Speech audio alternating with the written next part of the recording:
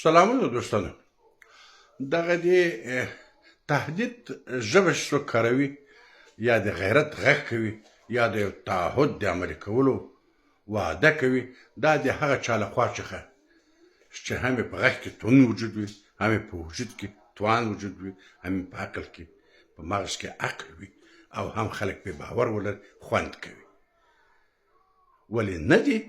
داسې کس په غږ کې لکه سمیع سادات غوندې چې د نرښځي په شانې غږ ولري د جنګ له میدانه څخه د تښتېدلي مړز په شکل باندې بګیر شوی وي له هېواده تښتېدلی آن 10,000 کیلومتره وړاندې په امریکا کې د افغانستان د خلکو د سربازانو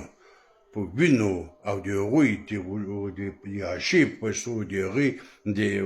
تقاعد د حق په پیسو باندې دا غلا کوي او په 3.5 میلیونه ډالره باندې هلته کور کې زندګي کوي نه دي داسې کس لخوا څخه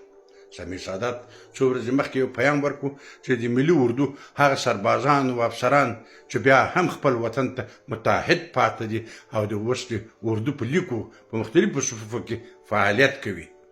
هغوی ته اخطار ورکړو چې د خپل وظیفو څخه راوځي که نه 15 ورځې وخت لري نور بیا زموږ تارګېټ یاستئ هغه هېر کړي دي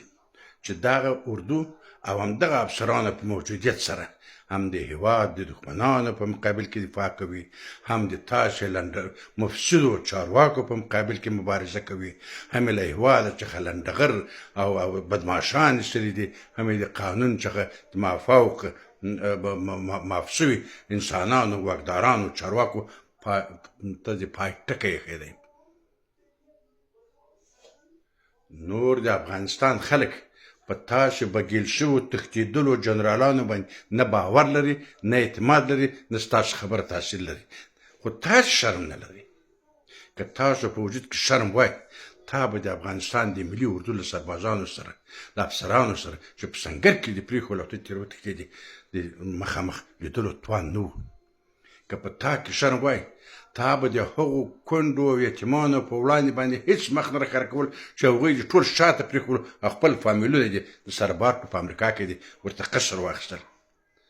که تا کې شرم او حیا وای 10 ورځې دې واده وکړه چې زه راځم افغانستان کې جبهه مخته به یم راغلی به وي دلته به درېدلی تا خپله ویلي چې ته څو زرانه سم داسې کار مه کوئ نو اوس خو راسه ته اوس ولې جبهې دلته قومانده کوي خو راځه دا ګز او دا میدان تاسو خو حسب هم راوستول او د حسب په لاره به لاړ شي